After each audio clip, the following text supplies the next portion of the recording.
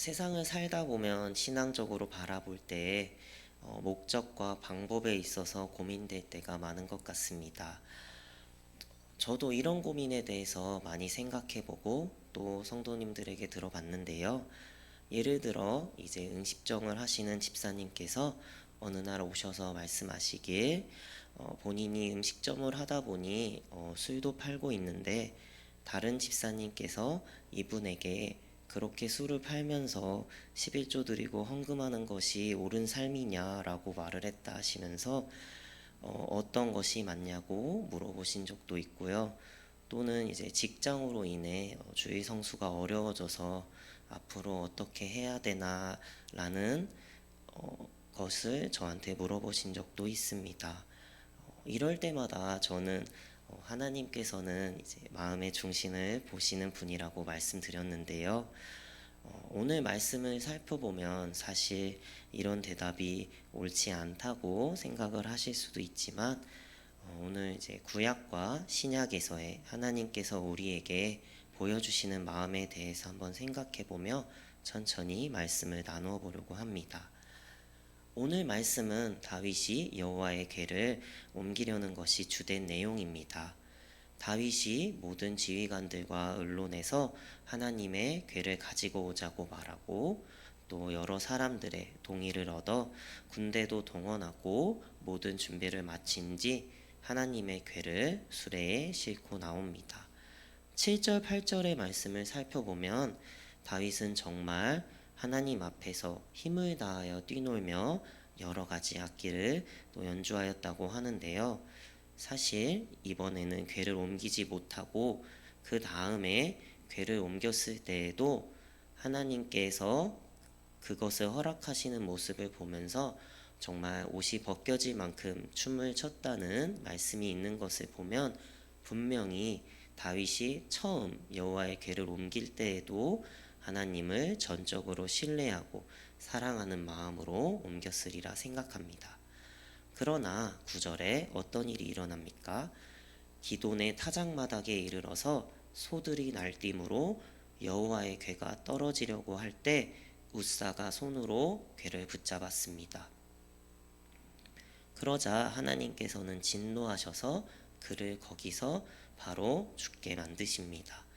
물론 여호와의 궤를 레위인들 중에서도 제사장들만이 만질 수 있다는 것을 알고는 있지만 인간적인 기준으로 살펴볼 때 하나님의 궤가 땅에 떨어지려고 하니 그것을 막기 위해 붙잡은 것에 있어서 하나님께서 너무하신다고 생각을 할 수도 있을 것 같은데요.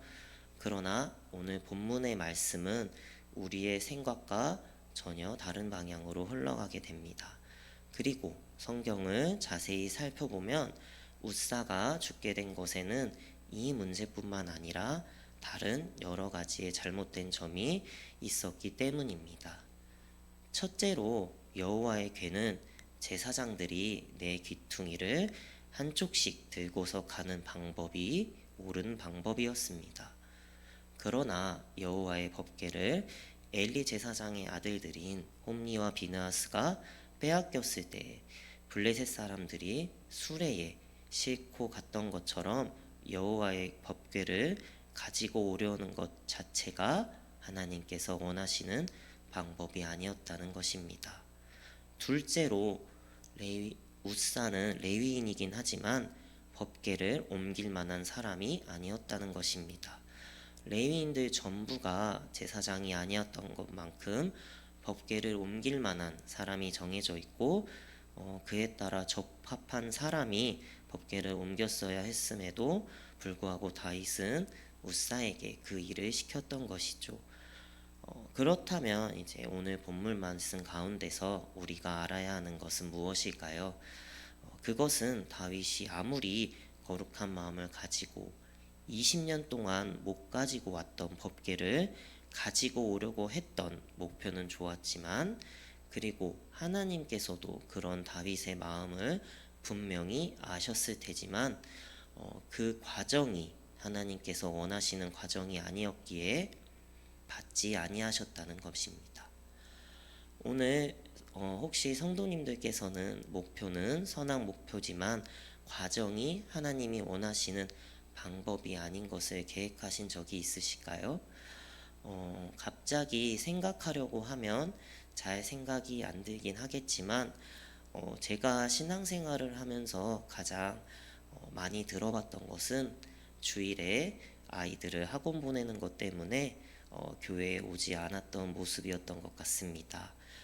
이제 물론 잘 가르치기도 하고 인기 있는 학원들을 보면 대부분 주일 오전 또는 주일 오후 일찍에 수업을 하기 때문에 시험 기간만 되면 학원을 보내서 이제 아이가 교회에 오지 않는 것이었습니다. 그래서 제가 이제 아이의 부모님 되시는 집사님이나 권사님들께 학원 때문에 주일에 교회를 못 오는 것은 이제 아니지 않냐고 말씀을 드리면 하나같이 하시는 말씀이 성공해서 좋은 대학에 가서 또 헌금도 더 많이 하고 또 하나님 믿는 사람이 더 높고 좋은 곳에 가는 게 뭐가 문제냐고 말씀을 하시더라고요. 물론 모든 분들이 그렇게 하시는 것은 아니었겠지만 오늘날 이 자본주의 사회에 있어서 신앙 위에 학벌, 경제력 등이 있는 것을 볼 때에 정말 목표는 그리스도인으로서 높은 곳에 올라가 하나님을 널리 알리기 위함이라고는 하지만 그 과정이 정말 하나님이 보시기에 옳지 않다고 생각하기에 정말 저희는 어떤 상황 속에서도 목표와 과정 모두 하나님이 기뻐하시는 모습으로 드리는 저희가 되게 소망합니다. 다시 말씀으로 돌아와서 이 일로 인해 다윗은 하나님을 더 두려워하고 경외하게 되었는데요. 그리고 그 즉시 옮기는 것을 중단하고 오베데돔의 집에 법궤가 머물도록 명령을 했습니다. 성경에 오베데돔에 대해 자세히 서술이 되어 있지는 않지만 저는 개인적으로는 오베데돔도 많이 두려웠을 것 같습니다. 물론 본인의 의지도 있고 왕의 명령이라고는 하지만 그날에 법궤를 만져서 죽은 사람이 있다는 것을 분명히 알았을 것이고 그래서 하나님께서도 혹시나 나에게 벌을 주실 수도 있다는 두려움이 있었지만 또 그것에 순종하고 여호와의 궤를 모심으로써 하나님께서는 그의 모든 소유의 복을 주셨습니다.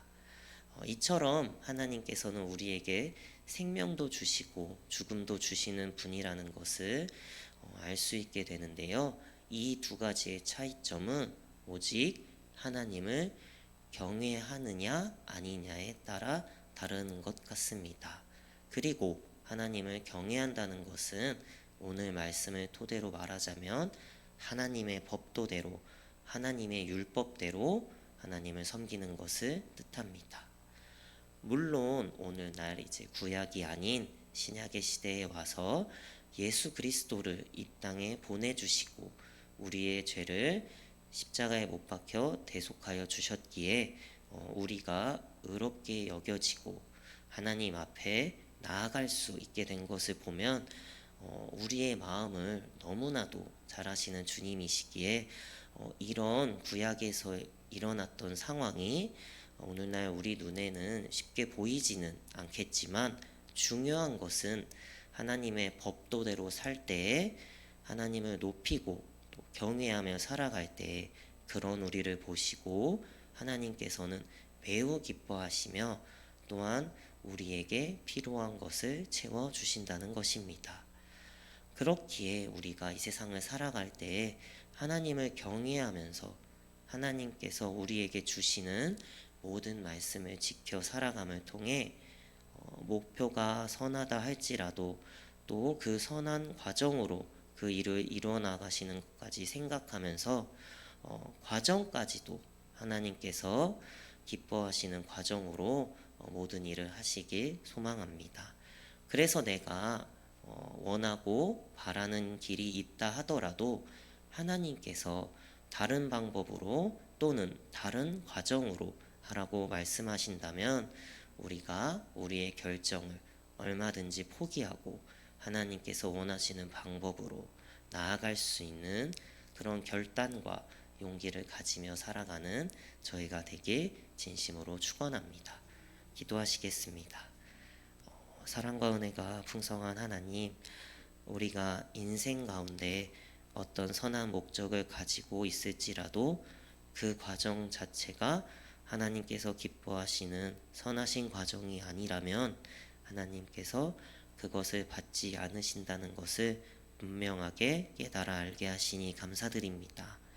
그렇기에 우리의 과정도 또 과정 자체도 하나님 앞에 아름답게 올려드려질 수 있도록 우리에게 은혜를 더하여 주시고 오직 하나님을 경외하는 마음으로 예배하며 살아갈 수 있게 하여 주시옵소서. 이 모든 말씀 예수 그리스도의 이름으로 기도드립니다. 아멘.